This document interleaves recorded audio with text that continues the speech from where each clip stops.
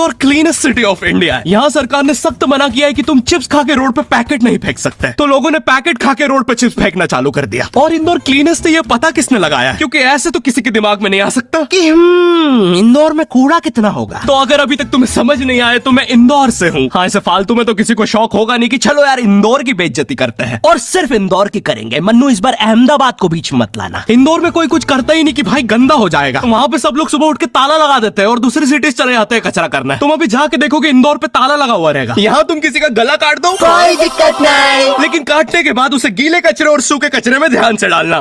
400 लोगों को टपका दिया, 300 बच्चों को उठवाया, 5 बवासीर वाले अंकलों को पिटवाया। आज तक मुझे कोई पकड़ नहीं पाया, तुमने कैसे पकड़ा?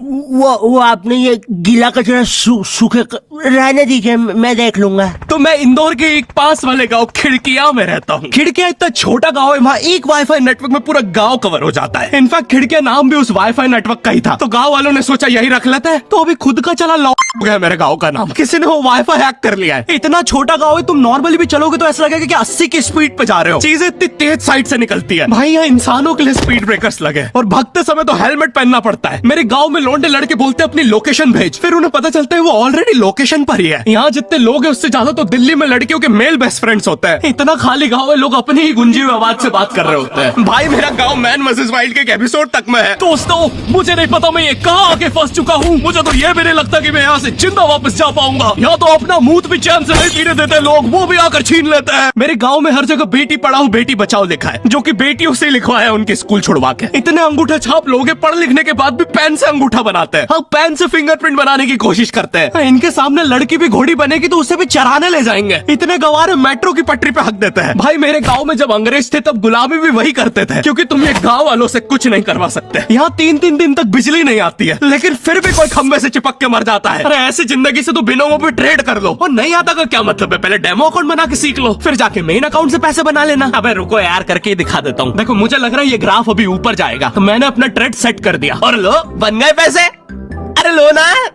अरे ले।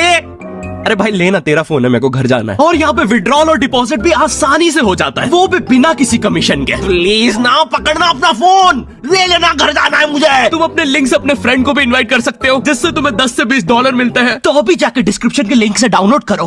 भाई मेरा कंप्यूटर है भाई, ये मेरा प्रोमो कोड है, इससे तुझे 50% बोनस मिलेगा फर्स्ट डिपॉजिट पे। तो यहाँ पे एक 10th क्लास की कोचिंग थी, और भाई ये कोचिंग पूरी प्रॉपर थी। वो तुम्हारे मोहल्ले की ट्यूशन जैसी नहीं, जहाँ वो बालों में टावल बांधकर निक्कर स्लीपर में एक दीदी तुम्हें पढ़ाती थी। वो दीदी के घर पे इतने सारे बच्चे आते थे पढ़ने, दीदी को पता ही नहीं कौन क्या है। दीदी छोड़ो, बच्चों को नहीं पता टीचर कौन है। एक बच्चा पढ़ाई में अच्छा है, सब लोग उसको ही टीचर समझ रहे हैं। वो बच्चे ने अपनी अलग कोचिंग खोल रखी है बीच में, वो नए नए टीचर्स लेके आ रहा है। स्टूडेंट्स, ये है मिस्टर अब्राहम जी, अब से आपको केमिस्ट्री यही पढ़ाएंगे। वो दीदी के घर में दीदी से ज्यादा सक्सेसफुल हो गया है। दीदी अभी भी एक कमरे में है, उसने दूसरे कमरे में बिल्डिंग बना दी है। इतने छोटे छोटे बच्चे कोचिंग जाते हैं आजकल, और वो बेचारे आज और कल ही जा पाते हैं, क्योंकि परसों तो कोई ओमनी वैन में पकड़ के ले जाता है। इतना कंपटीशन आ गया है, बच्चे 6वीं 7वीं छोड़ के यूपीएससी प्रिपरेशन कर रहे हैं, और वो फिर भी फेल हो जा रहे हैं। हाँ, क्योंकि यूपीएससी वाले उधर 6वीं 7वीं के क्वेश्चन पूछ रहे हैं। एक क्वेश्चन था यूपीएससी का कि तुम कितनी बार 100 में से 10 माइनस कर सकते हो, और आंसर है 1 बार, क्योंकि फिर तुम 90 में से 10 माइनस कर रहे हो। ये एग्जाम से आईपीएस पुलिस ऑफिसर बनते हैं। अब समझ में आ रहा है देश में इतना क्राइम क्यों है। आधा क्राइम तो आईपीएस वाले ही कर रहे हैं एग्जाम वालों को मार के, कि सालों 17-17 घंटे पढ़ा के ये पूछ रहे हो। तो मेरे गाँव में जो कोचिंग थी भाई, उसका सर 10th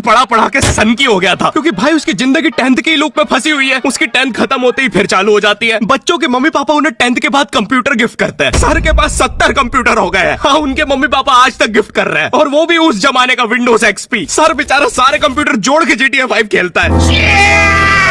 सर इतना 10th क्लास में है, वो कोचिंग के बाद अपनी ही कोचिंग की लड़कियों के सामने बाइक से स्टंट मार रहा होता है। देख कोमल, राज ने तो सबको पीठ पे कुत्ते मारे हैं, तू कोई नई नहीं है।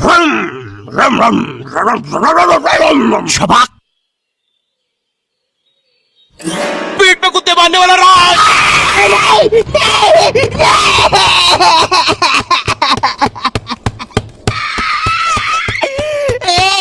मेरी कोचिंग के बाहर हर साल एक बड़ा सा बैनर लगता था, उस पे जिस बच्चे के 90% बनते हैं उसकी बड़ी सी फोटो लगती है, और जिसके 60% बने हैं वो बड़ी सी फोटो लगा रहा होता था। वो 60% वाले बच्चे की इतनी सी फोटो आती है कोने में, वो भी खिल्ली से कूटी हुई। हाँ, बैनर के बाकी कोनों को ग्लू से चिपकाया है, बस इसकी फोटो पे खूंटा ठोक रखा है। और हर कोचिंग में ना एक पैटर्न जरूर होता है कि आगे वाले बच्चे का तो कंफर्म है, वो तो टॉप करेगा ही करेगा, उसकी तो हाथों की रकीलों तक में 96% बना है। मुझे दिखाया उसने, मैं डर गया, बाद में ट्यूमर निकला। वो भाई तू लाश होता है कि आगे वाले बच्चे का तो कंफर्म है, वो तो टॉप करेगा ही करेगा, उसकी तो हाथों की रकीलों तक में 96% बना है। मुझे दिखाया उसने, मैं डर गया, बाद में ट्यूमर निकला। वो भाई तू लाश करवा ले यार अपना। चलता है तू मुझसे। कोचिंग में पीछे एक बच्चा पिट रहा है, उसकी किताब में सर ने ड्राइंग्स देख लिया, वो ड्राइंग्स उसकी थी भी नहीं, वो जिस सीनियर की बुक थी उसने बना रखी थी। ये इसलिए पिट रहा है क्योंकि इसको आज तक लगता था कि गांधी जी घूंघट में हंसती एक औरत है और नेहरू जी ये है नेहरू जी। इस बच्चे के हिसाब से हमारी आजादी की लड़ाई कुछ ऐसी दिखती है।